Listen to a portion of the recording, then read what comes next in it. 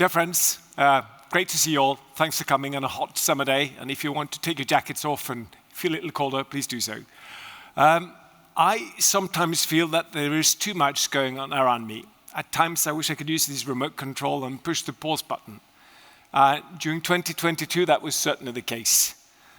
Putin's war in Ukraine, polarized the world unlike anything we've seen since the Cold War. And as we just heard about, soaring food prices, staggering inflation in our markets caused by the war.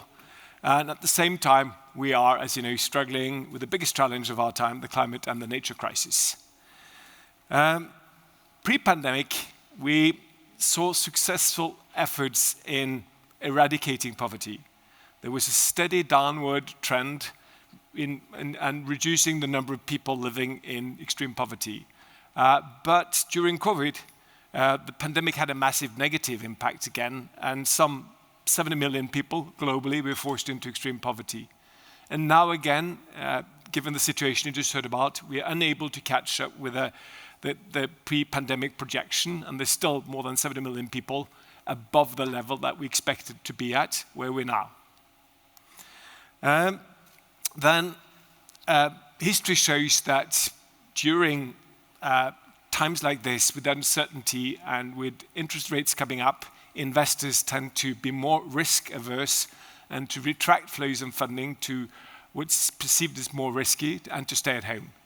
So, and as we've seen, foreign direct investments tend to flow out of emerging economies as opposed to flow in. And last year, less than 2% of the global foreign direct investments went to our markets. And this is why Norfund must go against the flow. And that's exactly what we are doing. Last year, we received 1.7 billion NOK for the development mandate by the Parliament and another 1 billion for the new Climate Investment Fund. In total, 2.7 billion. Yet, we were able to invest and to commit as much as 6.5 billion, i.e. 2 to 3 times as much as we received from the government. And the reason why we can be doing that is because we're circulating funds and selling out companies, projects, energy projects that we've been into for some time, reuse those funds, and as such, be more additional and to be investing early. 2022 was also a year of many firsts. Beyond having the new climate fund up and running and being operational, we made our first investments into new sectors such as textile industry, cement production, which you'll hear more about later, and also the green infrastructure team made the first investments into water recycling. And as such, last year was also a record year in terms of investing more than ever before. As you know, job creation is essential to combat poverty. And we are fortunate enough to have consecutive Norwegian governments across the political spectrum that recognizes this. And this is certainly also at the heart of our mandate. For the first time, and I'm proud to say that, there were more than 500,000 people employed in our portfolio companies. And we also saw that during the last 4 years, we've added around 60,000 new jobs in our portfolio companies. And also the 500,000 people working in our portfolio companies is about 50% of the total number of people working in the private sector here in Norway. So it is indeed a high number. Norfund has got 2 investments mandates. The traditional mandate that the Parliament established back in 1997, last year we celebrated our 25th anniversary, is the development mandate. And the target and the key there is to create jobs, improve lives by investing in businesses that drive sustainable development. And the 4 areas that we are focusing on, that's in scalable enterprises like agribusinesses you just heard about, financial inclusion, where we invest in banks, in microfinance, and in some fintechs and non-banks. We're investing in what we call green infrastructure, which is a new area where we do recycling and water and sanitation, and then renewable energy. We've all along been investing in renewable energy since the very early days of Norfund, but now that's also been reinforced and strengthened through the new climate investment mandate, where we're investing in the transition to net zero. So the climate investment mandate still focuses on ODA countries and developing countries, but we seek out opportunities that have maximized the climate effect. So typically countries that otherwise build out coal-fired power plants at a fast speed. And when it comes to the Climate Investment Fund, I mean, we all agree that we must put money to work to help solve the climate emergency. And as Bill Gates phrased it quite recently, the cruel injustice is that even though the world's poor are doing essentially nothing to cause climate change, they're going to suffer the most from it. And this is where the Climate Fund comes in. And even though we started investing last year, we were able to invest and get projects going for about 2 billion NOK during last year. These projects will be adding 2.4 gigawatts of new production in the countries where they're operating, which is equivalent to about 80% of the planned production capacity of the 2 offshore wind sites, which was recently approved by the parliament, just to put it in context. And these projects will also avoid something like 6.2 million tons of CO2 per year, and which is more than the planned annual capacity of the Norwegian CS flagship project, Northern Lights. And this is just the beginning. So we are indeed making a difference.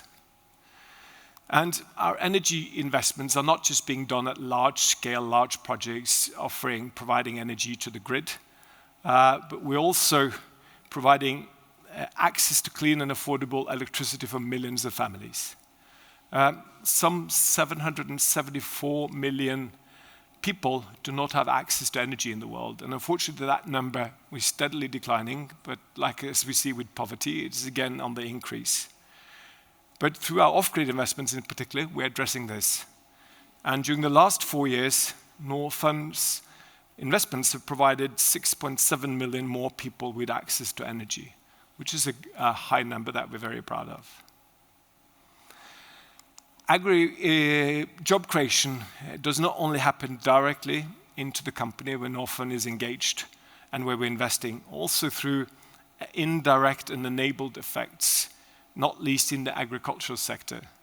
In fact, the largest share of indirect jobs supported by our investments is in the agribusiness sector. For instance, in fruits and nuts, as you see here from one of our recent investments last year, Red Sun, which is a producer of raisins and pecan nuts. Unfortunately, banks tend to go bankrupt from time to time. We've seen this year with Silicon Valley Bank, with First Republic, and here in Europe with Credit Suisse. But they're still a key part of the financial infrastructure underpinning economic activity. That's why governments do their utmost to support banks and to keep them alive, and sometimes maybe go too far. But in countries where the governments are unable to support the banks the way they can do in Europe and the US, institutions like us, DFIs, play an important role in keeping the banks active and also maintaining the position they have in the markets. And globally, 1.4 billion people still lack access to finance, and they're typically unbanked, being poor, living in rural areas, and most often a woman. Through the banks Norfund have invested into, some 32 million new clients get access to banking services, or got access during the last 4 years. And the loan portfolio of these banks in total are as much as something like 726 billion NOK, which is around 15 times the total development aid budget, just to put in some context. Obviously cannot be compared, but just to get the idea of the size and the importance of these banks. So finally then, to sum up, this year we will be entering a new strategy period, and we're setting our ambitions higher again. We're upping our ambitions because the challenges we're facing keep on, unfortunately, to become bigger and bigger, and as such we also have to keep on moving upwards. The good thing, though, is that we have to keep in mind, we started off with the seriousness of the crisis we're seeing in many markets, but bear in mind, please, that there are also huge opportunities. In Europe this year, there's no growth whatsoever almost. Germany is in a recession, there's very limited growth. In the US, whether it be a recession or not, we don't know yet, but it's between 0 to 0.5% growth. In Africa, still, given all the challenges, the IMF expects Africa as a continent to be growing by some 3.7% this year. And in Asia, around 5 to 6%, India around 6%. So there are also huge opportunities. So combining and having two thoughts in our minds, seeing the challenges whilst also the opportunities, are indeed very important. So on that note, thank you very much.